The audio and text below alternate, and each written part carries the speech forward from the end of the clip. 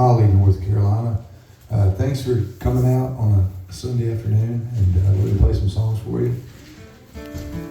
Playing over at the Saturn tonight. Hopefully y'all can make that show.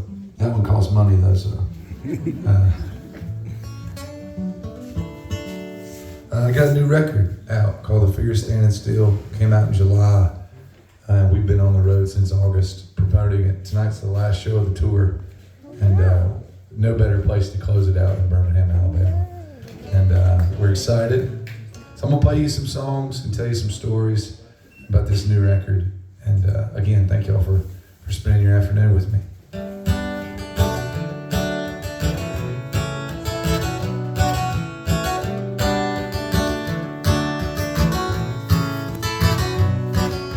Still see you when I close my eyes on your back porch in the summertime. Kids on mama's side in the backyard, running wild as kudzu vines. If y'all get burnt, break off some mallow. If y'all get stung, rub in some tobacco. If y'all get hot or thirsty, you know where the hose is. Fireflies, June bugs, cicadas, menthol lights, and heirloom tomatoes. Grab anything you want from the garden. Better stay out of my roses.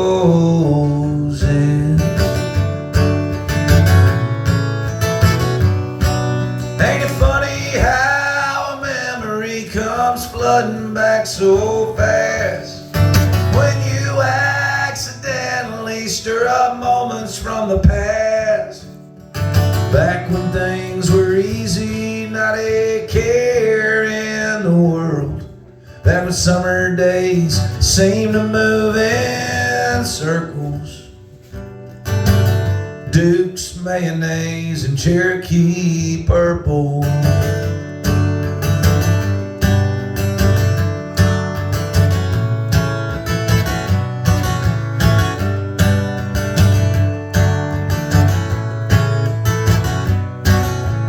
I got out when I got older, but I never could shake the chip off my shoulder as big as a Buick.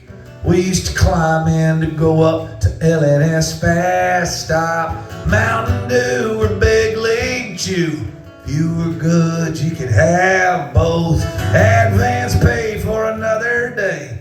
Just don't tell your mama.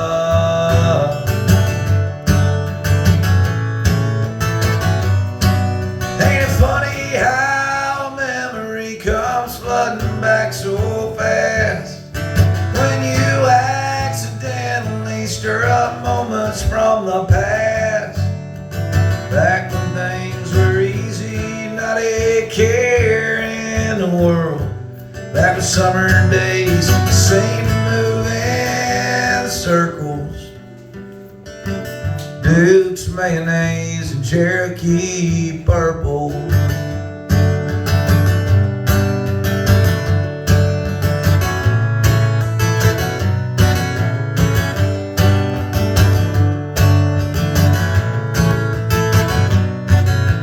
We lost her back in '95, but every single year about this time, something silly as a sandwich brings her back to the forefront of my memory. I can still hear the way she laughs, the way that sweet tea tasted. Grab a chair, boy, from over there. These beans ain't gonna snap themselves.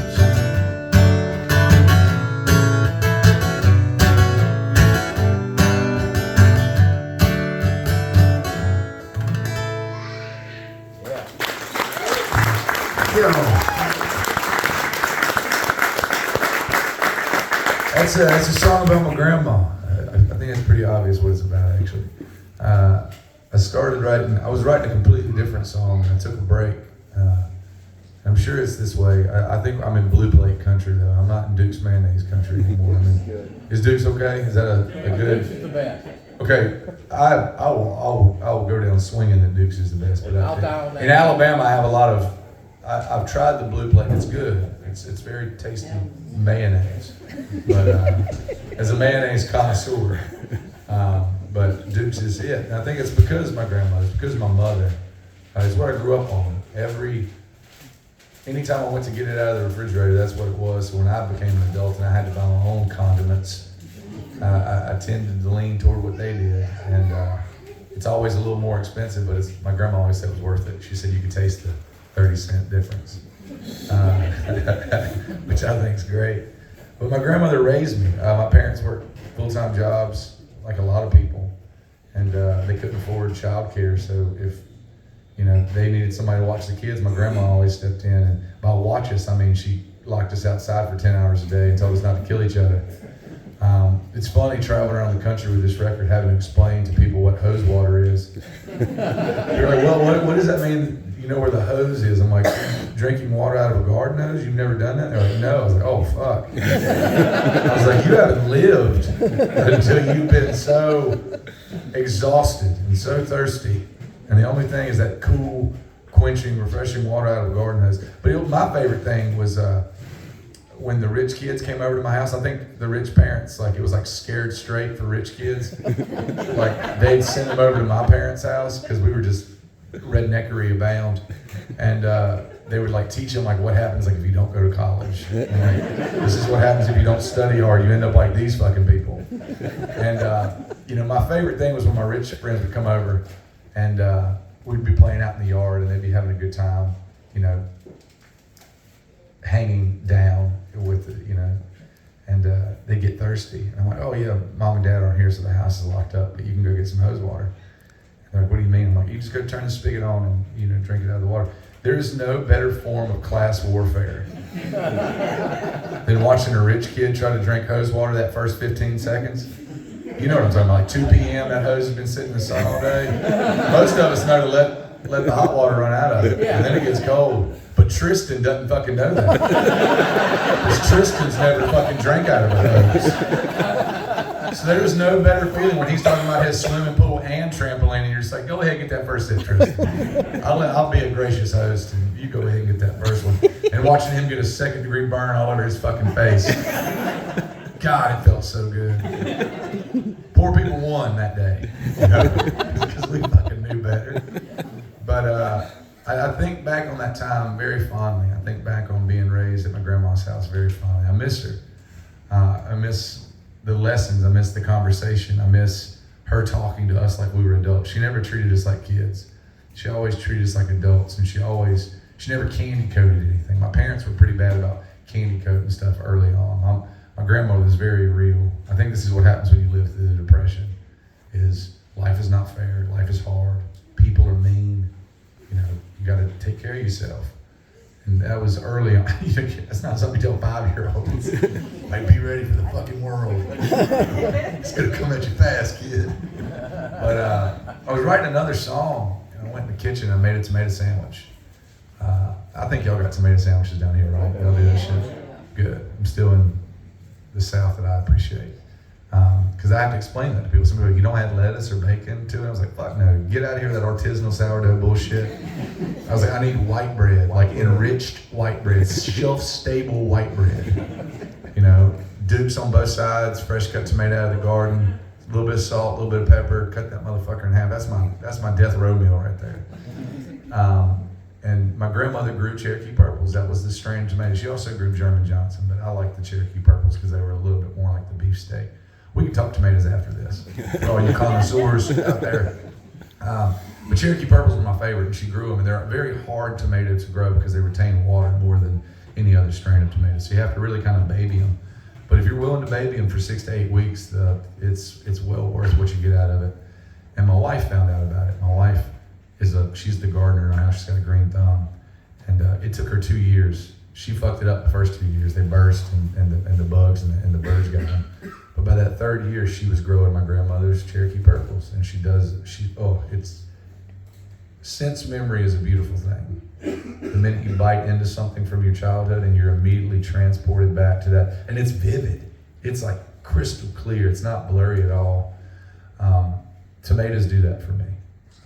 I know everybody has a different trigger, whether it's a sound or a sight. For me, it's taste. every great thing that's happened in my life, I can associate a meal with it, which says a lot about who I am as a person. But I was making a tomato sandwich one day, and I was waxing poetic about how much I love these tomatoes and how much it reminds me of my grandma. And my wife jokingly, like most wives of songwriters do, she was like, why don't you go write a fucking song about it? Well, that's a good idea. So I went to my room and I was gonna write this like tongue-in-cheek song about tomatoes, i.e. Guy Clark, but it turned into something completely different. It turned into a very nostalgic look. And growing up, it became about much more than a tomato sandwich. So that's one of my favorite songs off the new record, just because of where it takes me every night. I get to see, again, it's crystal clear. I get to see my grandma's backyard and just the heathens that we were back then. But here's another song off this new record. This is a song about the intersection of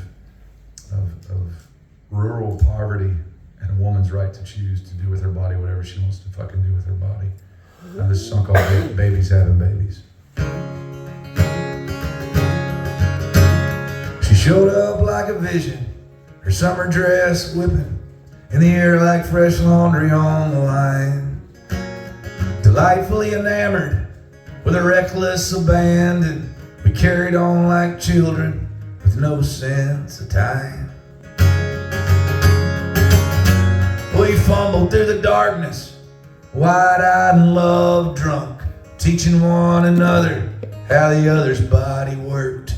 Ain't it funny when you're flying, the last thing you're thinking about's just how bad the coming down's gonna hurt. We were babies, having babies. Round here, that's a tale as old as time.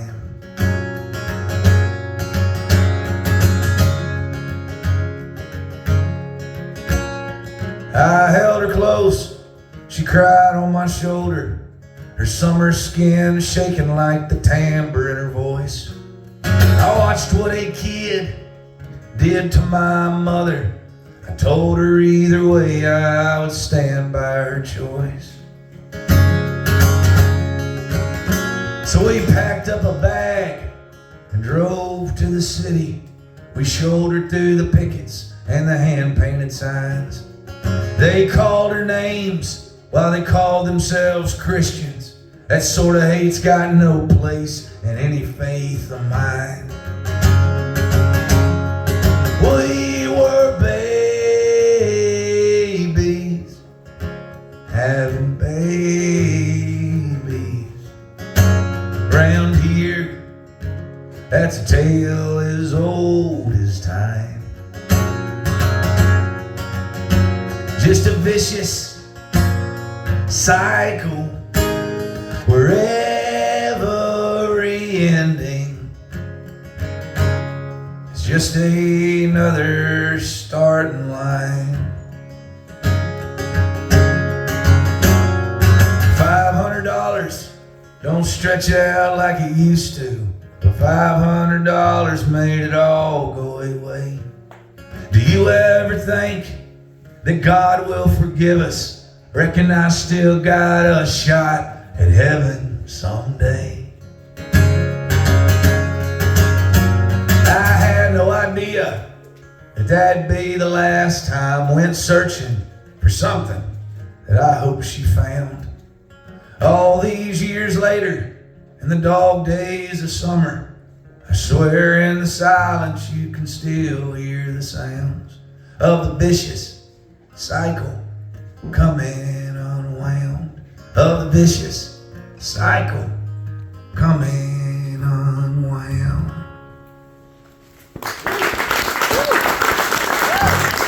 You know,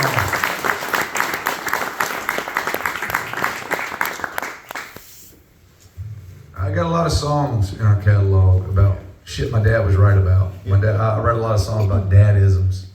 The shit my dad used to tell me that I hated as a kid, and then I became an adult and realized he was right about a lot of stuff. This is a song about the shit he was wrong about. My dad, like a lot of corn-fed motherfuckers in the South, he taught me, men shouldn't feel feelings.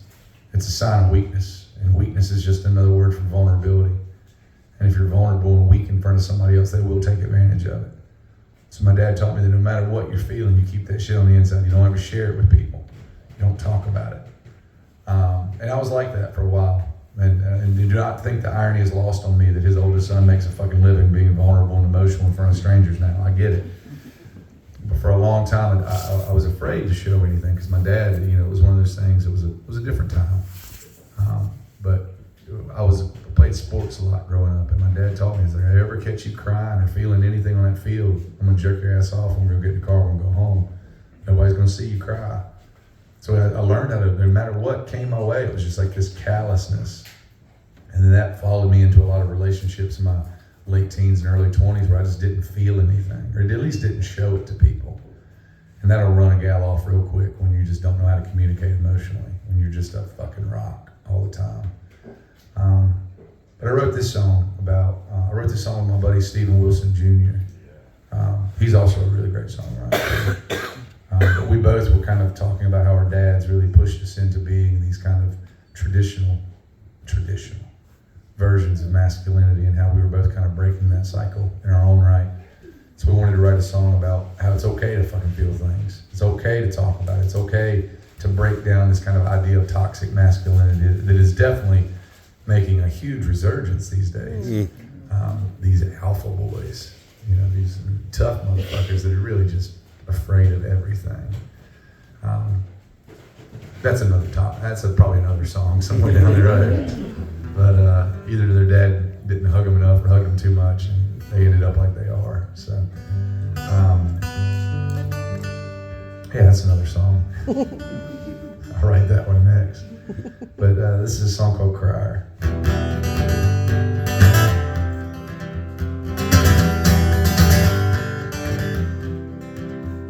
The first thing we do when we're born, so quickly from our weary mother's arms we are torn, trying to make sense of a world overwhelming. The pressure in our ears makes a whisper sound like yelling. The first thing we do when we're born.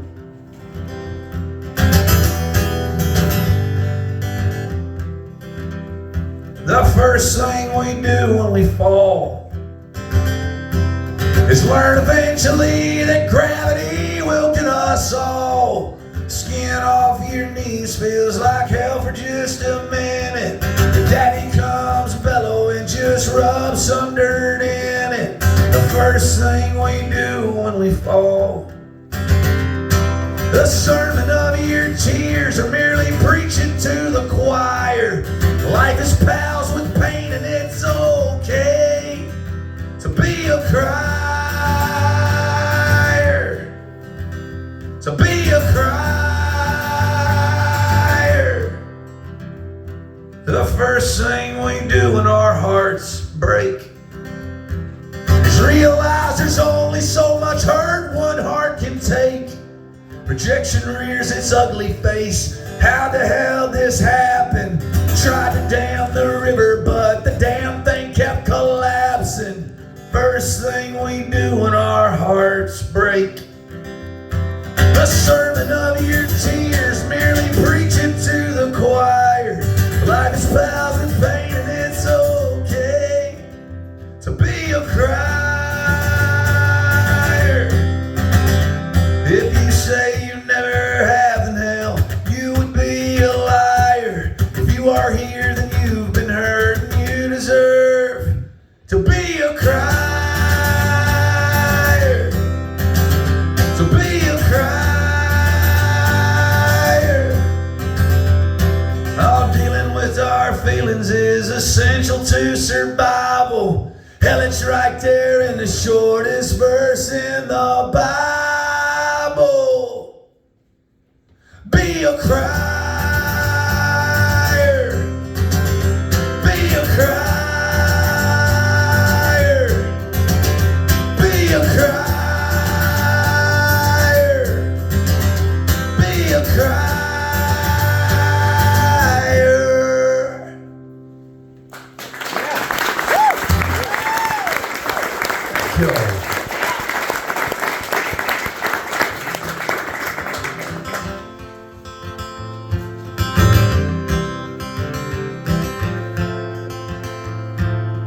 crossing over county lines, sunlight's breaking through the pines, Bible quotes on billboard signs, don't change your mind. There's a reason I don't come back here, except a couple times a year, where familiarity and fear intertwine. If there's one thing I've found, you can't change the way you sound. You can only change the words that you choose. So I'm putting in the work, and I'm digging in the dirt, and I'm replanting my southern roots.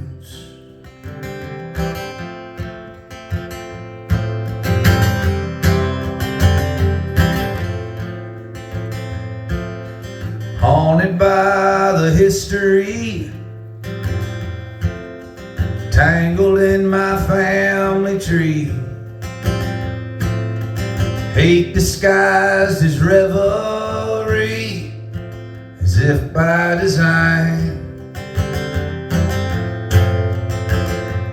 Oh, those boys back home are much too proud of this God-forsaken battleground. That flag that they still won't take down after all this time. If there's one thing I've found, you can't change the way you sound. You can only change the words that you choose. So I'm putting in the work, and I'm digging in the dirt, and I'm replanting my southern roots.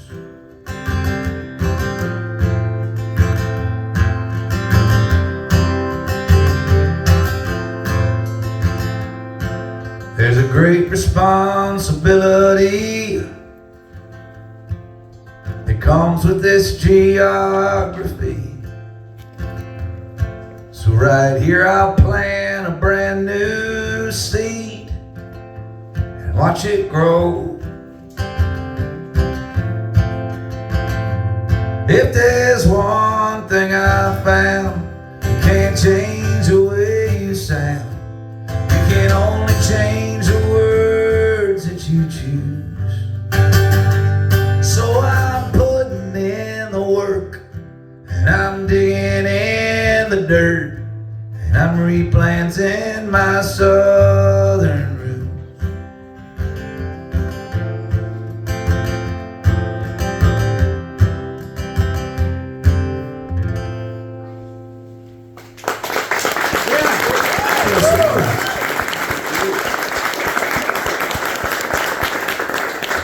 I wrote that song, my friend Katie Pruitt. She's a singer-songwriter out of Georgia, lives in Nashville now, one of my favorite human beings. We sat down and just kind of talked about how we were growing up and how we were raised and the things we love about the South and the things we hate about the South. And that song kind of came out of it. I was talking about, you know, it kind of stemmed from me talking about how I felt like I had a second chance with my daughter. You know, my daughter's, I always thought that I was going to be able to speak up and fight against some of the stupid shit we see in the world. And as I get older, and I realize that it's been going on my entire life, and that people are still speaking about it, and nothing's fucking changing. I quickly realized that my daughter's got a chance at it.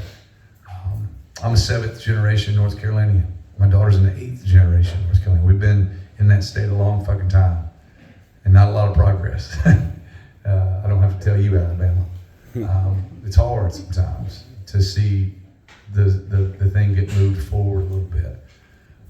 The dichotomy that comes with loving where you're from and hating where you're from at the same time. It's tough. In my whole 20s, I wrestled with the fact of I was embarrassed to be Southern. I'd go somewhere and they make fun of how I talk, and they make fun, you know, the jokes, the illiterate, you know, inbred kind of way we we are. And I think it's an advantage when you go into those situations and you sound like we do, because they underestimate you a lot. And I love that, because I'm one of them book-learned rednecks. You know, I've read a book or two. And it's about teaching the next generation of kids that you're going to have this accent. I'm sorry, kid. It's one of the curses I'm giving you. But the words that you say are the important part. It's not the accent you say them in. So just be careful what you say. And me and Katie really bonded over that. We wrote this song. It almost didn't make the record. Because when you co-write a song with somebody, the first person that calls dibs on it gets it. And Katie called dibs on it. I was like, fuck. I let that one go. I was like, it was one of the very few songs that I wish I had back. Yeah.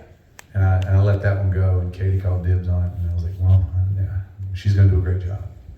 And so she was preparing her new record that came out this year as well. And she called me up like a couple weeks before it came out. She said, I just want to let you know that like Southern Roots didn't make it. Like it was like one of the last songs we cut off the record.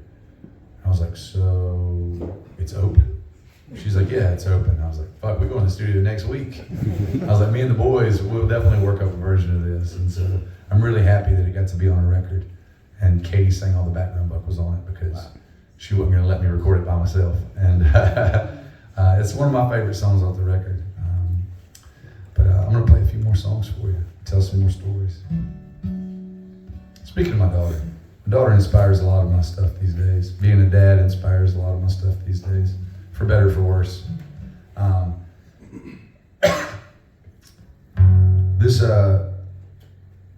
My daughter, the first 2 years she was alive, she didn't understand what I do. She didn't understand that Dad left to go play music for people. She didn't really probably realize Dad left.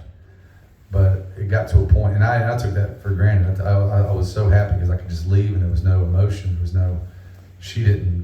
no outpour of like, Dad, please don't leave. But when she was about 3, she dropped me off at the airport with my wife, and that was the first time where she like lost her shit. It's like, please don't get on that airplane. Please don't leave here. I don't want you to go. And that was tough, and it inspired us. Luckily, it inspired.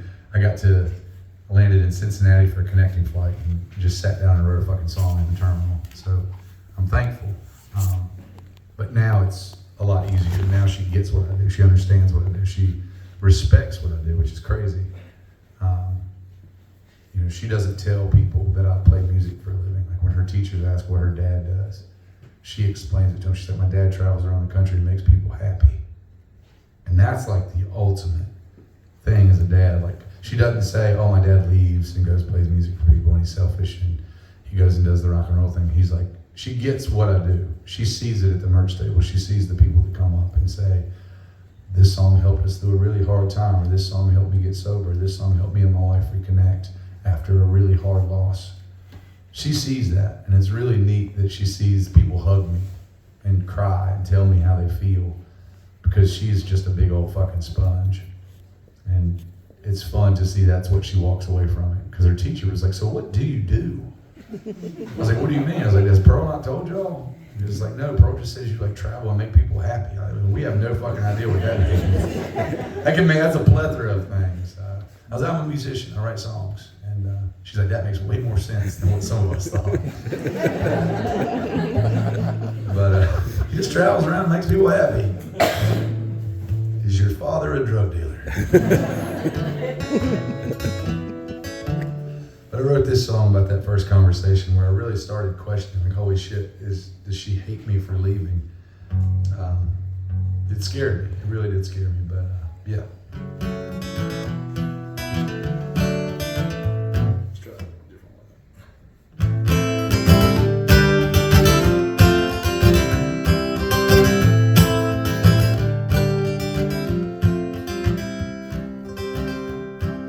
The sky today was an extra special shade of lonely. The birds have all flown south and looks like winter's on its way. I'm stuck here on an airplane outside of Cincinnati, with the last words I heard this morning ringing in my ear. Don't go, please stay. Whatever's waiting on you way out there, can wait another day. There'll always be a song to sing, another show to play. Don't go, please stay. The road's been calling my name as long as I remember. Behind the wheel was the closest thing I've ever come to calling home. That wasn't until I met you, kid, and finally found some purpose. You cured me of a sickness I never knew I had. Don't go, please stay. Whatever's waiting on you way out there, can wait another day. There'll always be a song to sing, another show to play. Don't go, please stay.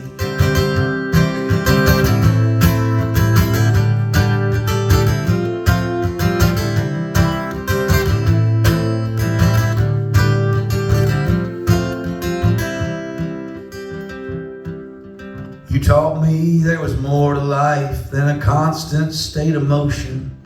You introduced me to the fine art of staying in one place. So when the fear of standing still asks if I like the path I've chosen, I find the answers in the corners of the smile upon your face. Singing, don't go, please stay. Whatever's waiting on you way out there, can wait another day. There'll always be a song to sing, another show to play. Don't go, please stay. Don't go, please stay.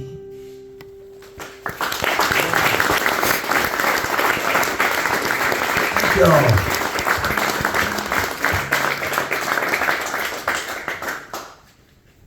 Whenever you put out a record, you don't know which songs are going to resonate with people. You don't know which songs are going to be like their favorite.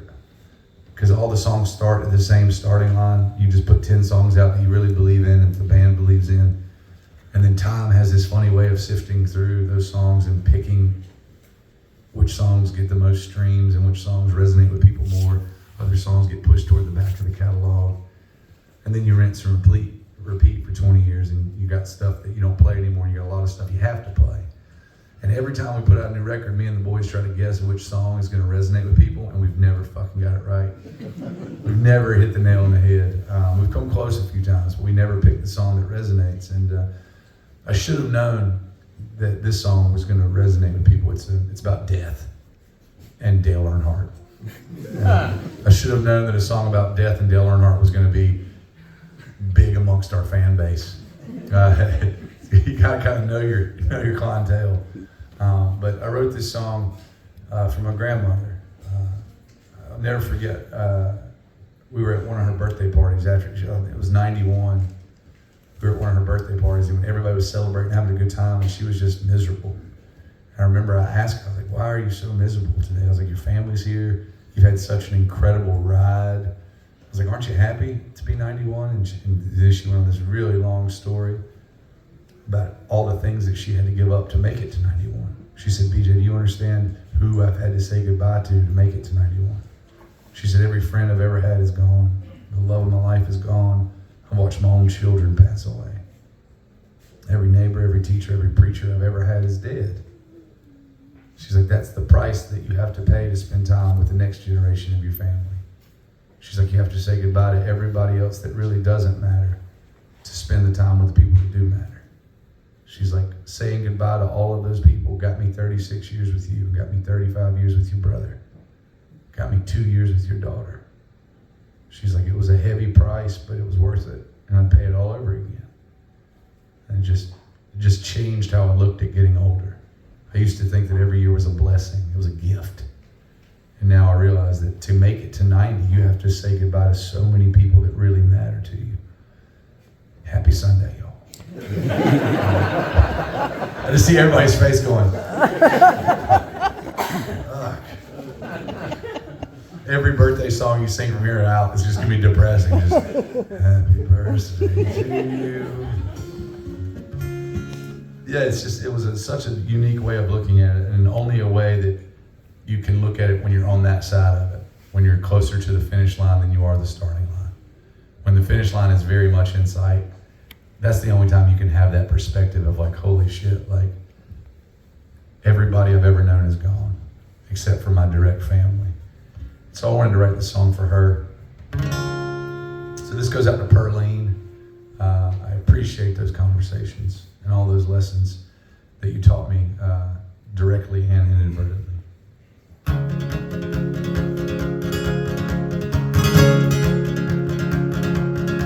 I watched my father put his father in the ground without a single solitary tear falling down. On the car ride home, I remember asking why. Said, a simple son, you're born, you live a little, and you die. Crying ain't gonna bring them back, it's just a waste of time. My grandmother made it all the way to 93. Saw countless war, electric cars, and color TV. Then I started to think about all the family and friends she lost and how lonely it must have been there in the end.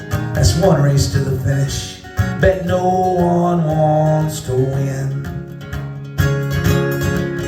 You see, the curse of growing old is watching everything you love and know bloom, die, and fade away.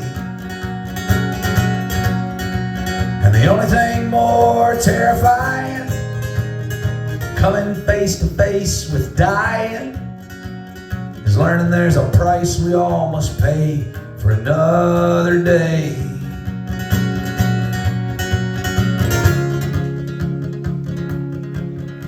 So the only time I ever saw my father cry, Daytona, 01, the day that Senior died.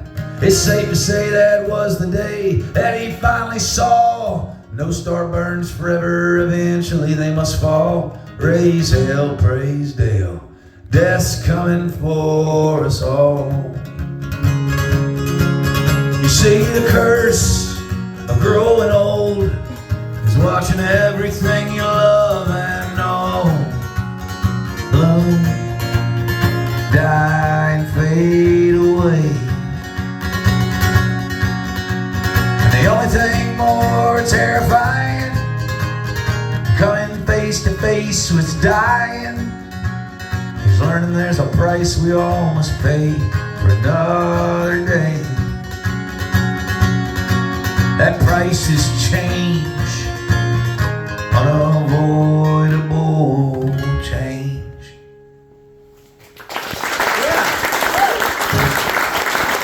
Yeah.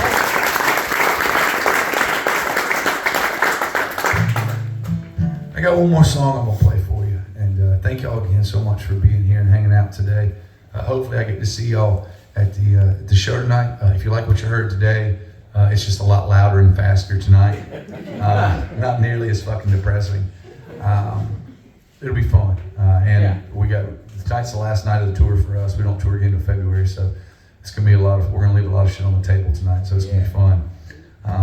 So hopefully you can make it. If not, we come back to Birmingham once a year, so we'll maybe see you next time. And thanks to Seasick for having me in.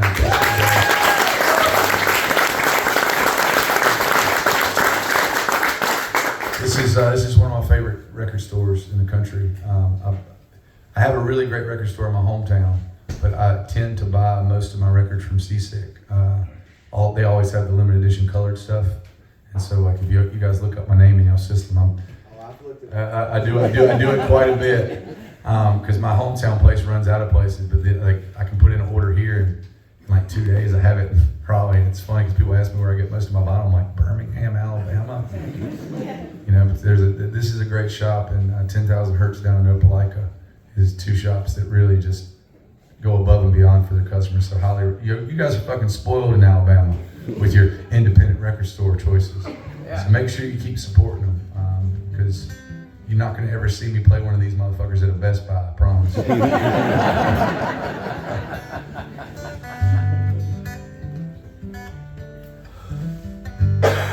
I got one more song for you. Thank you all a ton for being here, and again, Seasick, thanks for everything y'all do for the independent music company. As somebody who owns his own label, I always appreciate it. It's always nice when you walk into a record store and you see your records in a record store and knowing that, holy shit, that's my record label. That's neat.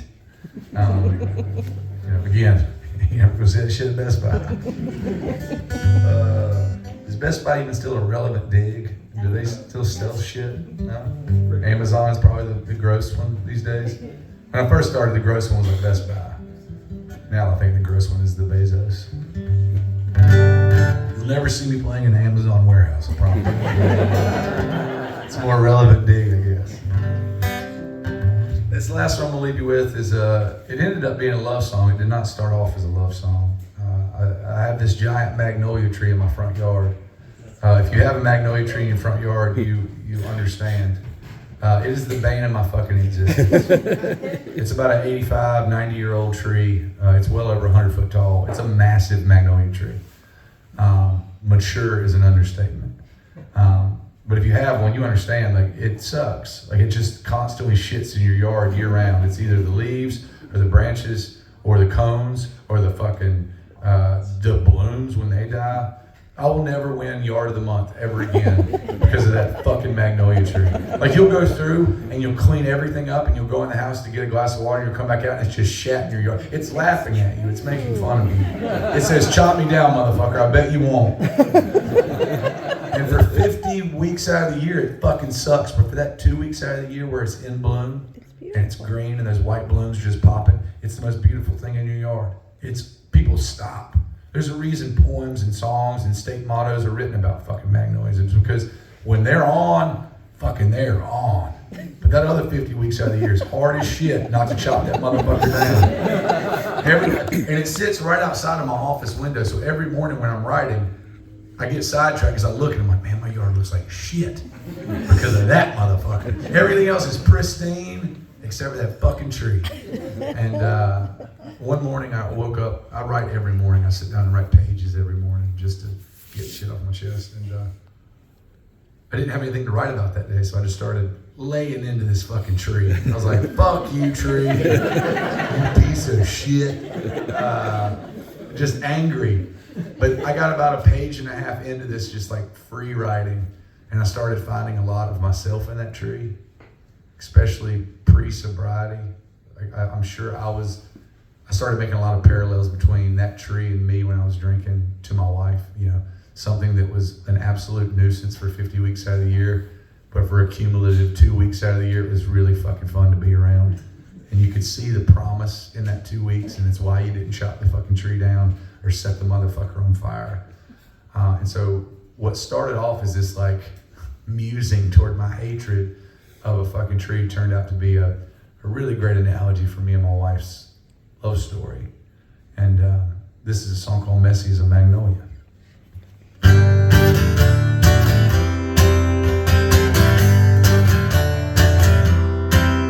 I was messy as a magnolia, blooming in the month of May.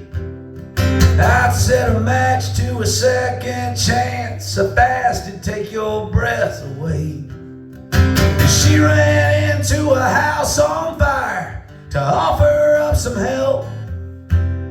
Saw something inside of me I still can't see in myself. Singing, honey, take my hand. What part of I ain't leaving, don't you understand? I meant every word I said when I gave you that ring. Honey, I'm gonna love you till the wheels fall off of this thing.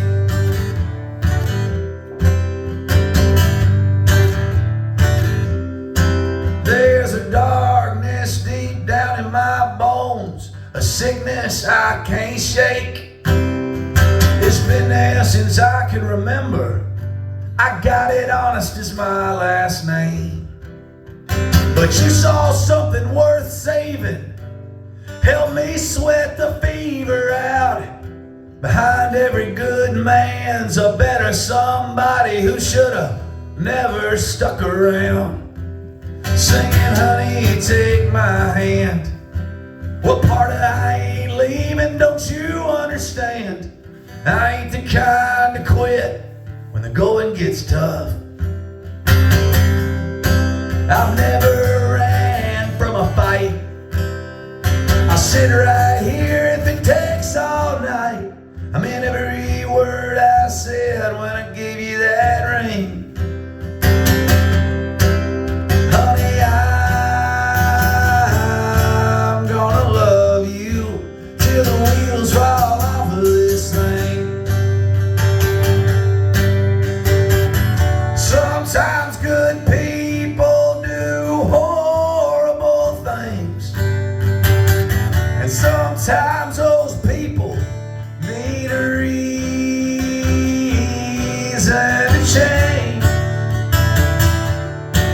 And so, honey, take my hand. What part I ain't leaving, don't you understand? I ain't the kind to quit when the going gets tough. I never ran from a fight. I'll sit right here if it takes all night. I mean every word I said when I gave you that ring. Honey, I'm gonna love you till the wheels roll off of this thing.